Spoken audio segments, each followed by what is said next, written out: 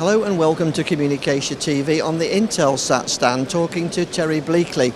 Terry, we're talking a lot about innovation here this week, and never has it been more important for the satellite sector to do that. Tell us about how you're innovating to keep up with all these exciting changes. Thanks, Brian. Thanks for having us today. We're very excited about what's happening in the data world. We believe we're on the cusp of the fourth industrial revolution.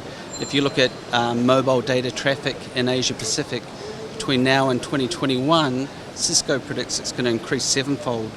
If you look at connected machines or the Internet of Things, there are predictions between 20 to 40 billion connected devices in the world, 2021, 2022.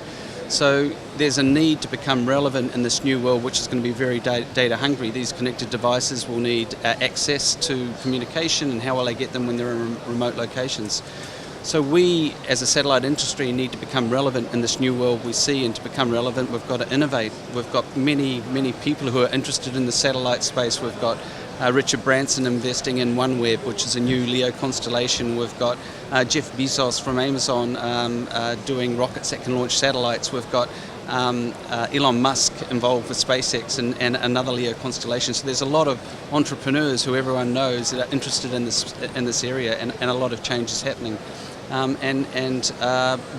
ourselves at Intelsat are driving innovation. And the first part of that innovation is improving performance and economics of satellites to make them relevant in this new world we're going to. And that's our Epic class satellites, and we have 7 planned for launch by 2018. The first 3 have already launched. And our Epic class satellites are a digital payload and provide a lot more throughput than our traditional satellites. And to put that in context, a traditional satellite could deliver around 4 gigabits of capacity. Our Epic class version of satellites deliver between 40 to 60 gigabytes. So that improves the performance, the cost per bit to the customer, and makes it a lot more relevant in this data-hungry world we're moving into. And what about accessibility of those satellites? That's a great question. We think performance and economics are really important, but accessibility is the third part of our mantra.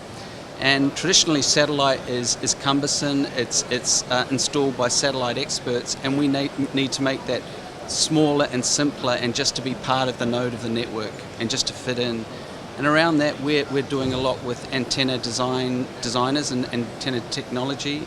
We have a Chimera antenna on display at our stand here. Chimera is a US-based company that's doing a passive phased array antenna. It's a flat panel. It is owned majority by Bill Gates, who we all know, so he has a 51% shareholding.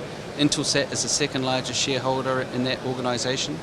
And they're developing this using nanotechnology, flat panel antennas that can follow satellites or be in moving vehicles without any moving parts. And they have basically electronic beamforming that happens with them to either track the satellites as the vehicle moves or to track a moving satellite. And as they lead into mass manufacture, it will drive cost. Size decreases and opens new markets for us. And all this activity, I guess, is making IoT, 5G a very exciting market for the satellite sector. Absolutely, Brian. So just around Internet of Things, I'll give some examples. Connected aircraft, satellite plays a role in that, and we deal in that with a number of partners, Panasonic Avionics, Gogo and Global Eagle. And we recently had some press and some analysts on a aircraft that was owned by Gogo called Jimmy Ray.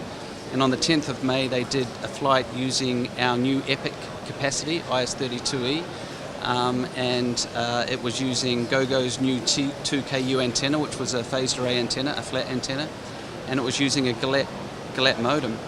And in the morning, we had analysts from Wall Street on the flight. And in the afternoon flight, we had journalists.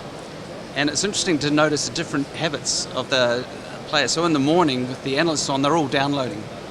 And a lot of them had multiple devices. And I think there was up to about 53 devices being connected at any one time. And people were getting download speeds of between 30 and 70 megabits, which is amazing. In that flight that lasted just over an hour, 35 gigabytes of data was downloaded on the aircraft. So this is phenomenal. It's where the innovation is taking us.